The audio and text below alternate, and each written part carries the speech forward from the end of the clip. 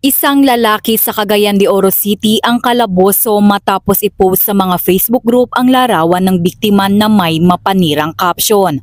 Modus ng suspect ay ang mag-compile ng mga larawan na kinuha sa Facebook at gagawan ito ng kwento. Pagkatapos ay ipopost ito sa mga Facebook group upang makahingi ng pera kapalit ng pagbura sa mga post nito. Dito na nagkasanang entrapment operation ang Regional Anti-Cybercrime Unit 10 kasama ang mga operatiba ng Agora Police Station na nagresulta sa kanyang pagkakaaresto. Kinilala ang suspect bilang si alias J, 23 anyos na nasasangkot ngayon sa paglabag sa anti-bastos law, threat at robbery extortion. Kasalukuyang nasa kustodiya ng Agora Police Station ang suspect para sa dokumentasyon at paghahanda sa kanyang inquest proceedings.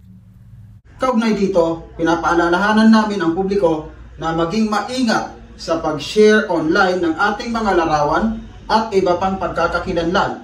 Isaalang-alang natin ang privacy ng ating mga impormasyon at huwag basta-basta mag-join sa mga Facebook group na di natin kilala o wala naman tayong ugnayan sa mga taong nasa loob.